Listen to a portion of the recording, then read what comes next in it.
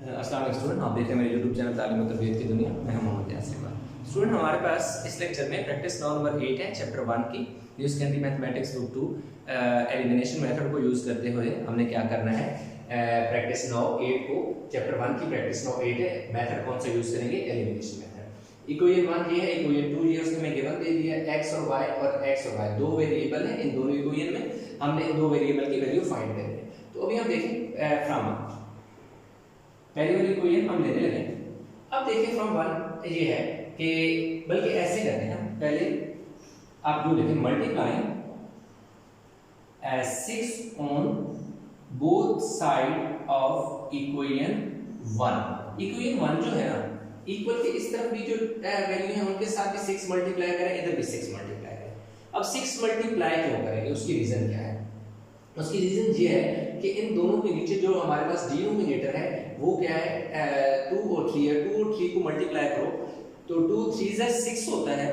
तो 2 3 6 जो है इसलिए मल्टीप्लाई होगा। अब 6 देखो, मैं यहाँ लिखूंगा 6 मल्टीप्लाई बाय x बाय 2, आगे माइनस का साइन, फिर देखिए 6 multiply by y by 3 is equal to 6 multiply by 4। अब ये देखिए हमारे पास 2 3 6, 3 जब x से मल्टीप्लाई हो 3x माइनस 3, 2 टाइम 2 जब y से मल्टीप्लाई हो 2y, 6 4 24। अब इसको मैं इक्वेशन क्या दे दो, इक्वेशन 3। ये मेरे पास इक्वेशन 3 आ गई, ठीक है। इसको मैं हाईलाइट कर देता हूं ताकि बाद में मैं इसे यूज करूं।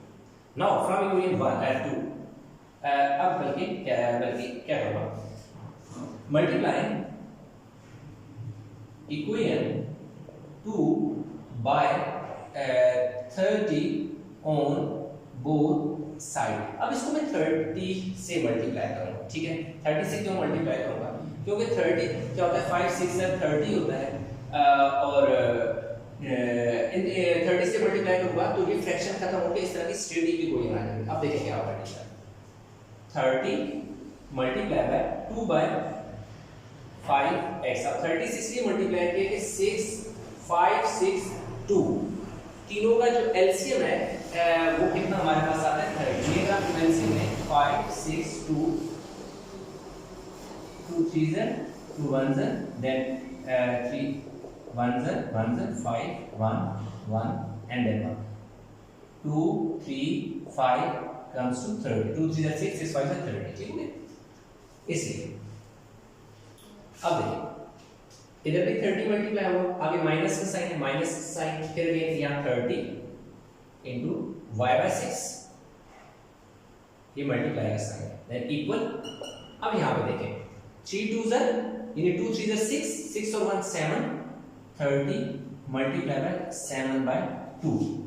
अब क्या होगा, इसको मल्टीप्लाई करेंगे इससे, ये क्योंकि मिक्स फ्रैक्शन है, 2 3 6 6 plus 1 7 by 2, 5 6 30, 6 multiply by 2x minus 6 5 30, 5 multiply by y is equal to 2 15 30, 15 multiply by 7। अभी देखिए 6 2 12x, 5y हो जाएगा, आगे इक्वल का साइन, ये 105 कैसे, 7 5 35, 35 को 5 लगा 3 कैरी, 7 1 7 और 5 10। इसको इक्वेशन में 4 का नाम दे देता हूँ, इसको भी हाईलाइट कर देता हूँ। अब मेरे पास जो इक्वेशन 3 और 4 है ये प्रॉपर इक्वेशन की यूनिक शक्ल में आ गई है, जिसमें हमारे पास क्या है कि फ्रैक्शन खत्म हो चुकी है।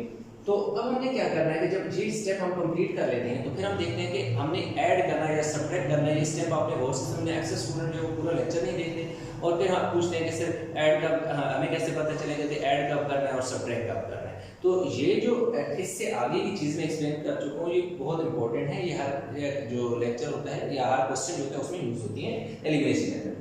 तो जब आपके पास इस तरह की इक्वेशन जैसी कि यहाँ हमने बना ली है, अगर आपको इस तरह की दे दी जाती हैं या आप ये इस तरह की एफर्ट करके आप इस तरह की शक्ल में इक्वेशन को लेके आते हैं, बाजू का तो ये डायरेक्ट आपको इक्वेशन दे दी जाती है, या आप बनाते हैं जैसे मैंने यहाँ बनाई। फिर उसके बाद आपने पहला काम क्या करना है, पहला आपने ये देखना है कि जो आपका वेरिएबल है x है, इधर भी x है, आप उसमें देखते हैं कि जो कोफिशिएंट है वो सेम है या नहीं है। कोफिशिएंट का मतलब ये होता है कि जैसे ये x है, ये वेरिएबल है, इससे स्टार्ट वाला नंबर इसका कोफिशिएंट है, ये 12 क्या है, x क्या है आपका वेरिएबल है, 12 इसका क्या है कोफिशिएंट है। तो अब इसमें देखें इनके कोफिशिएंट इक्वल हुए, यानी कि यहाँ पे x 3 है, यहाँ पे 12 है, x आर नॉट इक्वल। फिर आप y देखते हैं, यहाँ y 2 है, यहाँ y 5 है, तो y भी वेरिएबल सेम नहीं है। जब वेरिएबल सेम नहीं होते तो फिर आप उनको क्या करते हो, सेम करते हो। तो आपके पास क्या है, मैं ये कहता हूँ multiply equation 3 by 4 on both side. मैं इस इक्वेशन को 4 से मल्टीप्लाई करूंगा, क्यों करूंगा ये आगे चल के मैं आपको एक्सप्लेन करूंगा। अब देखिए जब मैं इसको 4 से मल्टीप्लाई करूंगा तो 4 multiply by 3x minus 4 multiply by 2y is equal to 4 multiply by 24। 4 3 ज़र 12, 4 2 ज़र 8, 96। इस इक्वेशन को मैं क्या नाम दे देता हूँ, 5 का नाम दे देता हूँ। ये इसको भी हराएगा।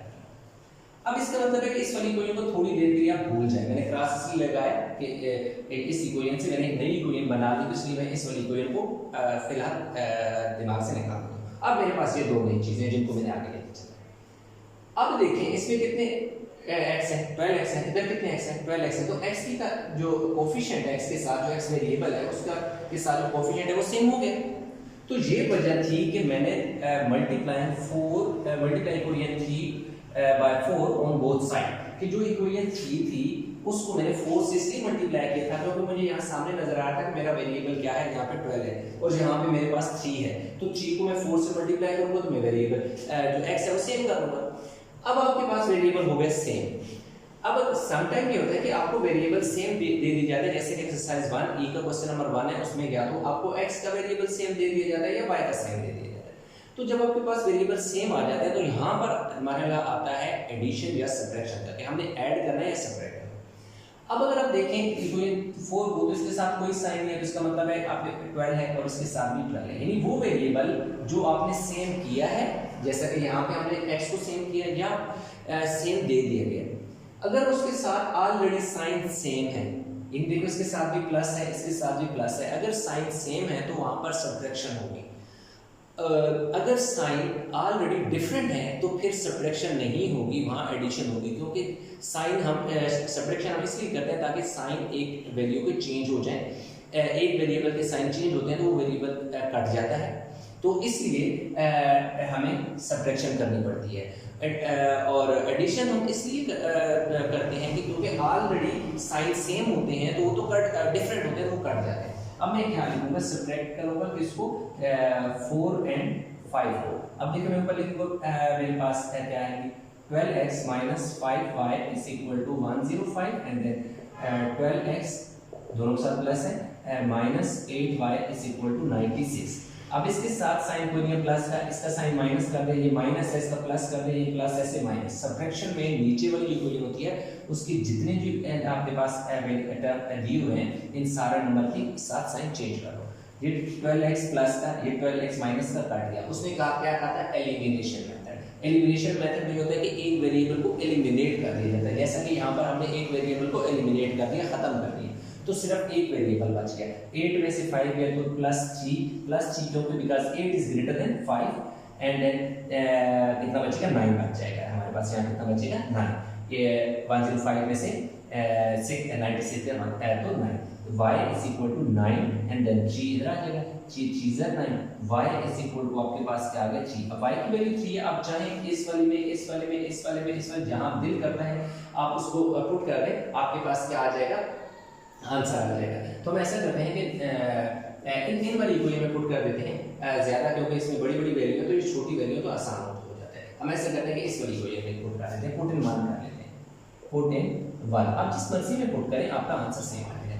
देखिए x/2 इसी तरह आ जाएगा माइनस, अब देखो क्या है, y की वैल्यू क्या है, 3 है, मैं y की जगह 3 लिखूंगा, उसके नीचे मेरे पास 3 है, इज इक्वल टू क्या आ गया, मेरे पास 4 आ गया। अब देखिए ये 3 से काट के 1 आ गया, x/2 minus 1 is equal to 4, x/2 is equal to 4, ये -1 है, +1 हो जाएगा, x by 2 is equal to 5। अब x इज इक्वल टू ये 2 इसके नीचे क्या डिवाइड हो रहा है तो इसके अंदर जाके क्या होना है मल्टीप्लाई होना है, तो x इज इक्वल टू 10। तो यूं हमारे पास जो दो वेरिएबल थे x और y इन दोनों की वैल्यू फाइंड करेंगे। अब आप चाहे इसमें इस वाली इक्वेशन में या इस वाली या किसी में भी ये दोनों वेरिएबल की वैल्यू पुट करें तो क्या आ जाएगा, आपकी लेफ्ट राइट इक्वल आएगी। तो मैं क्या करता हूँ कि मैं यहाँ पर इस वाली इक्वेशन में वैल्यू पुट करूंगा इसकी लेफ्ट साइड में, तो मेरा आंसर क्या आएगा 4 आएगा। कैसे, अब x है, x की जगह देखो मैं क्या पुट करता हूँ 10, उसके नीचे देखो मेरे पास क्या 2 है, मैंने कैसे लिख दिया 2, फिर माइनस y है, y के बाद की जगह मेरे पास देखो 3 है, और इसके नीचे देखो मेरे पास क्या 3 है, 3 लिख दिया। अब इसमें सॉल्व करता हूँ 2 5 से 10 और ये इससे कट के 1 5 माइनस 1 दूसरी तरफ तो मेरे पास 4 है, तो 5 में से 1 गया 4 is equal to 4, equation satisfy होगी। तो इसका मतलब है कि जो दो वैल्यू मैंने निकाली वो मेरी वैल्यू ठीक है। तो इस तरह मेरे पास प्रैक्टिस नंबर 8 जो है वो कंप्लीट हो गई है। आई होप ये क्वेश्चन आपको समझ आ गया होगा। इस क्वेश्चन में किसी किस्म की कंफ्यूजन है तो कमेंट में जरूर बताइएगा। वीडियो को लाइक करें, शेयर करें, चैनल को सब्सक्राइब नहीं किया तो चैनल को जरूर सब्सक्राइब करें। तो इंशाल्लाह मिलते हैं नए लेक्चर के साथ, तब तक अपना बहुत सारा ख्याल रखिएगा। अल्लाह हाफिज़।